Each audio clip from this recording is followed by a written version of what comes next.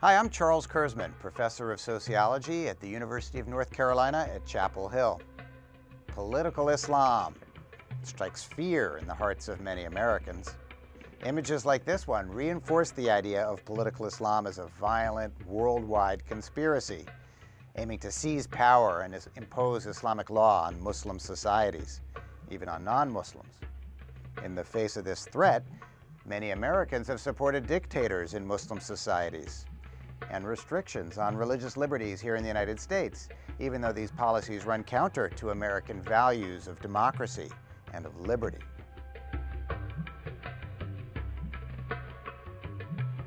It turns out that this fearful image of political Islam is inaccurate. Political Islam is a leading opposition movement in many Muslim societies, but it is not a singular transnational conspiracy, and the dominant mainstream of political Islam has renounced revolutionary violence. This demonstration, for example, is actually an election rally by the Muslim Brotherhood in Egypt. This group gave up revolutionary tactics years ago and turned instead towards democratic politics, despite the limitations imposed by the government. The crowd is certainly rowdy and their views may not play well to American audiences, but this election rally is actually a sign of how far political Islam has come, channeling their grievances and their energies into institutional politics rather than revolutionary activities.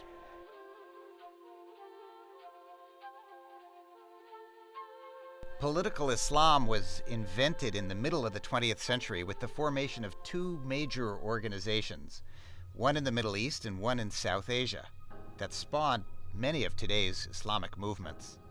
The Muslim Brotherhood, founded by Hassan al-Banna in Egypt, and the Jamaat-e-Islami, founded by Abul Ala Maududi in India.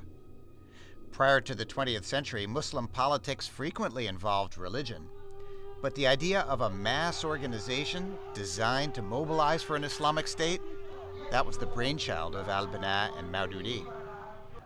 Over the past generation, political Islam has enjoyed a revival with landmark episodes such as the Islamic Revolution in Iran, the imposition of Islamic law by military dictators in Pakistan and the Sudan, and the Taliban rule in Afghanistan.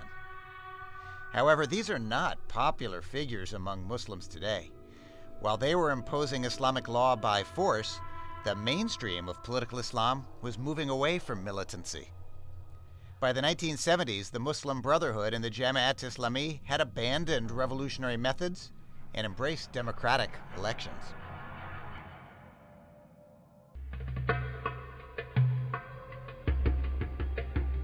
How popular is political Islam today? One way to gauge its popularity is to look at parliamentary elections, which have been held in 24 Muslim-majority countries over the past generation. From this chart, we can see that Islamic political parties have had a few dramatic election victories, most resoundingly in Algeria in 1991, in an election that the military canceled, leading to a civil war. However, in most of these elections, Islamic parties did not fare very well. More than half of them got less than 10% of the vote. And in the elections that were relatively more free, these Islamic political parties did worse, on average, than in the less free elections.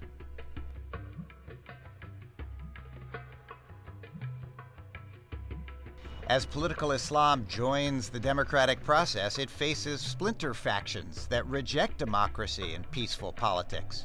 Groups that are far smaller than the mainstream organizations in political Islam, but get a disproportionate amount of press attention because of their use of revolutionary violence.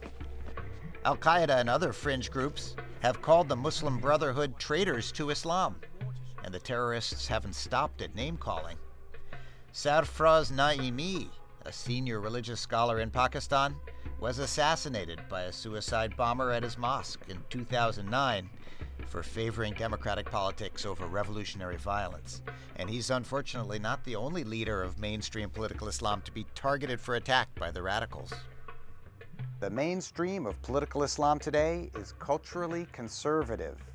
This is a movement that wants to revive traditional family roles and public displays of religiosity, such as headscarves and beards. But at the same time, it is politically liberal. Political Islam wants Islamic law, but it wants Muslims to choose Islamic law democratically, not have it imposed on them by force. The leaders of political Islam often cite a phrase from the Quran, the sacred scripture of Islam. There is no compulsion in religion. That's why terrorists consider the mainstream of political Islam to be so dangerous.